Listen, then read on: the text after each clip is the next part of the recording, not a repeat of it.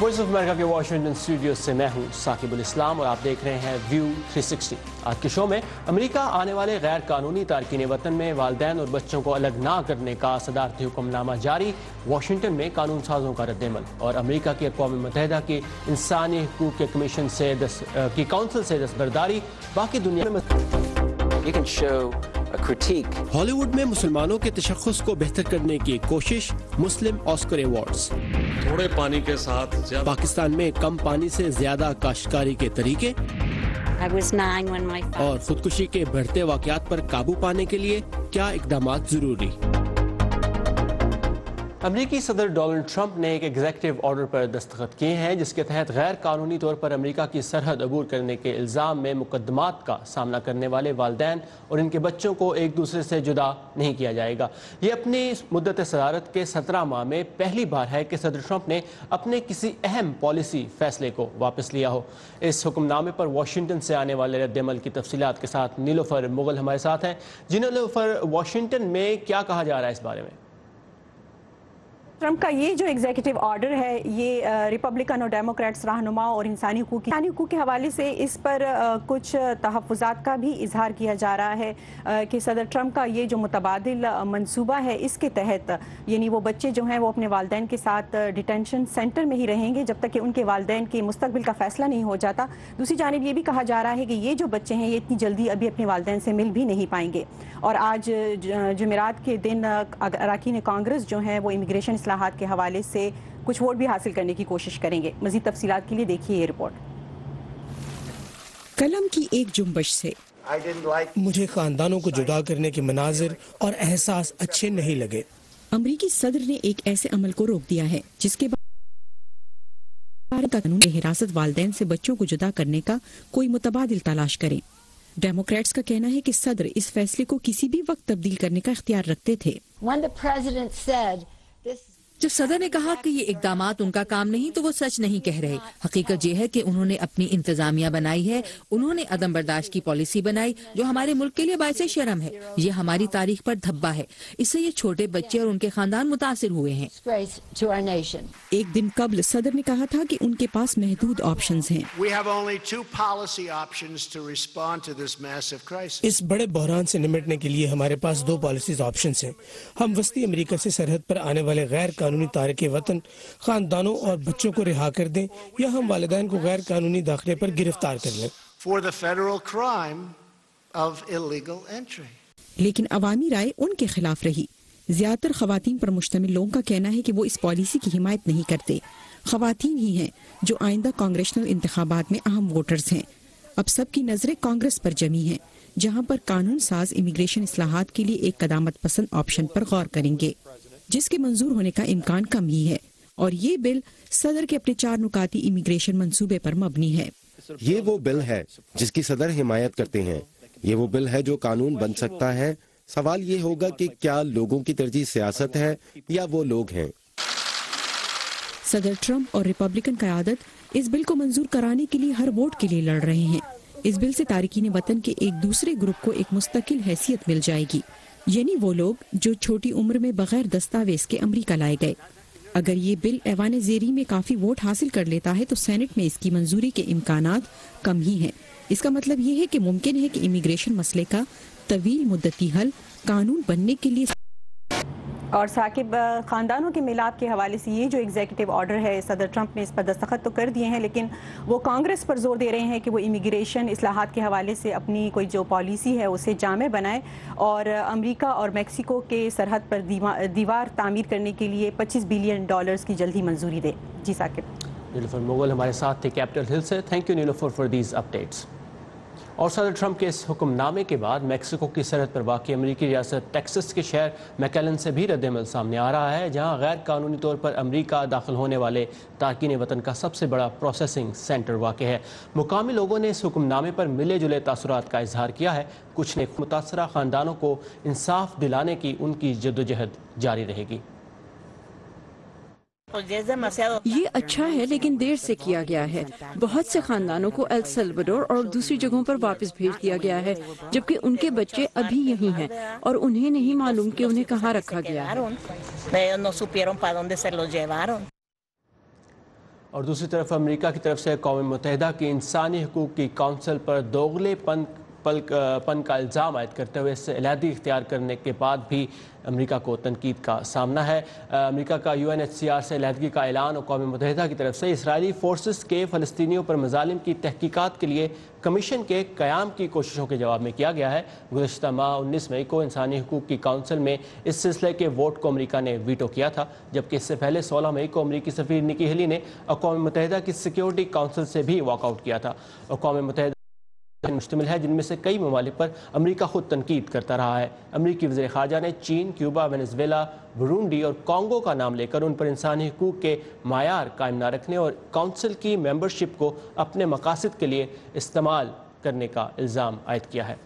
اور امریکہ کے تجارتی محاذ پر شروع کی گئی جنگ بھی شدت اختیار کرتی پر کئی درآمدی اشیاء پر جوابی محصولات عائد کر دیے ہیں، جن میں چنوں پر 60% اور دالوں پر 30%، جبکہ جھینگوں پر 15% اضافہ کیا گیا ہے۔ مارچ میں صدر ٹرمپ کی طرف سے سٹیل اور ایلومینیم کی درآمدات پر محصولات عائد کیے گئے تھے، جس سے بھارت پر بھی اثر پڑا تھا اور بھارت نے اس سلسلے میں ورلڈ ٹریڈ آرگنائزیشن سے بھی شکایت کی تھی۔ اور اسلام سے متعلق پیش کیے جانے والے دقیانوسی خاکوں سے ناخوش ہے، لیکن مسلم پبلک افیئرز کونسل نامی ایک نان پروفٹ تنظیم نے احتجاج کرنے کے بجائے فلم سازوں سے رابطہ کرنے کے لیے ایک ہالی ووڈ بیورو تشکیل دیا ہے۔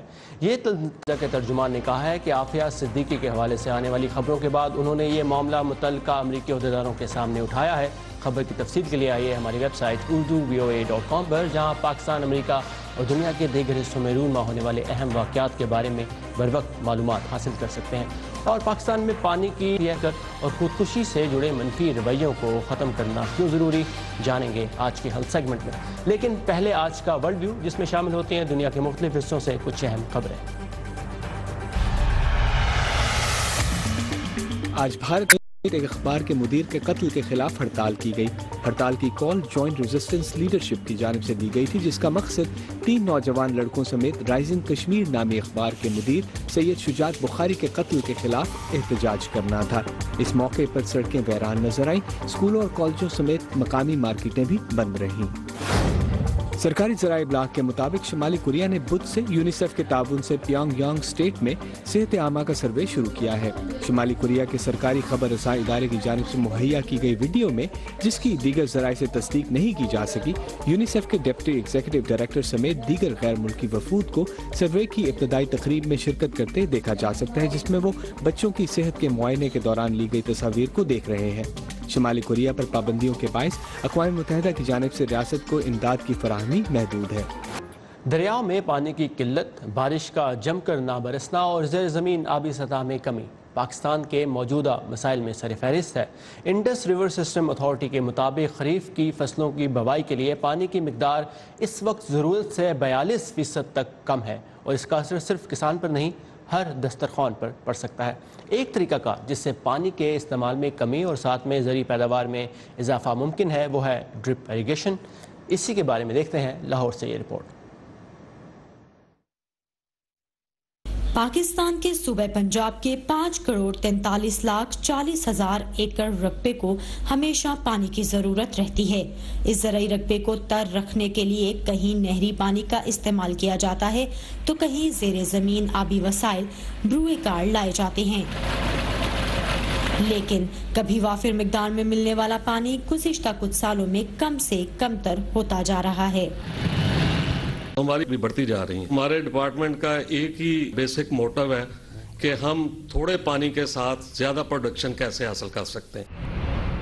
محکمہ زراعت کے زیر نگرانی چلنے والے ادارہ برائے واٹر مینجمنٹ میں کسانوں کو جدید طریقے اپنانے کے بارے میں مفت تربیت دی جاتی ہے، تاکہ غیر ہموار کھیتوں کو پانی دینے سے لے کر فصلوں کی بوائی اور کاشت تک کے عمل میں پانی کے ضیاع پر قابو پایا جا سکے۔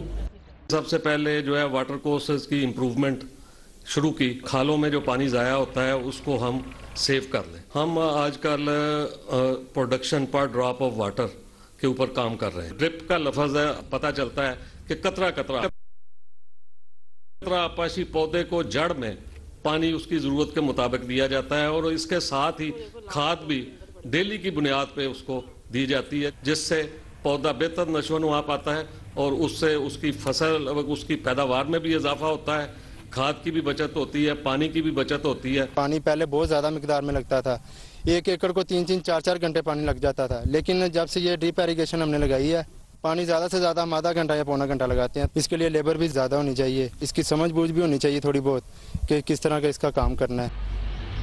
ڈرپ نظام آب پاشی لگانے میں 1.5 سے 2 لاکھ روپے فی ایکڑ لاگت آتی ہے, جس پر حکومت پاکستان ورلڈ بینک کی معاونت سے 60% سبسڈی دے رہی ہے.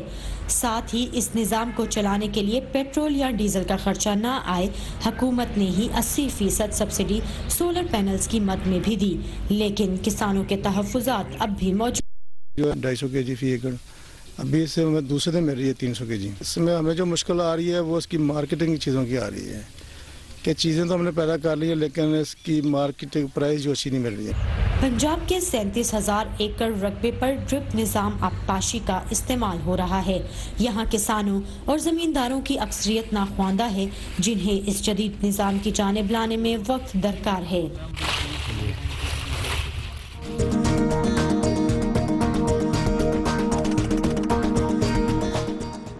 اور آج دنیا بھر میں چوتھا ورلڈ یوگا ڈے منایا جا رہا ہے. بھارتی وزیر اعظم نریندر مودی نے دہرادون میں 50,000 لوگوں کے ساتھ یوگا منایا. ان کا کہنا تھا کہ ایک تخلیقی, پرسکون اور مطمئن زندگی گزارنے کے لیے یوگا ایک راستہ ہے جو پریشانیوں اور ذہنی دباؤ سے بھی نجات دیتا ہے.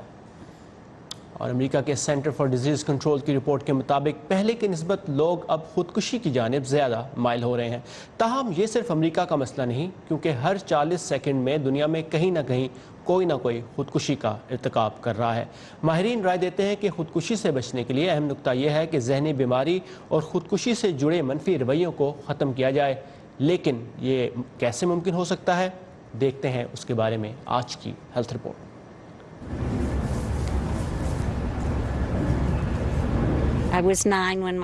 میں 9 برس کی تھی جب میرے والد نے خودکشی کی. اس دن میرے بچپن کے ساتھ ساتھ میرا احساس تحفظ بھی رخصت ہو گیا.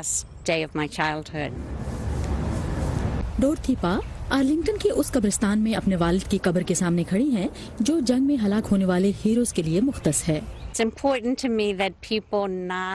میرے لیے اہم بات یہ ہے کہ لوگ خودکشی کرنے والوں پر بزدلی کا ٹھپا نہ لگائیں, کیونکہ میرے والد بہادر تھے. انہوں نے جنگ عظیم دوئم لڑی تھی. میرے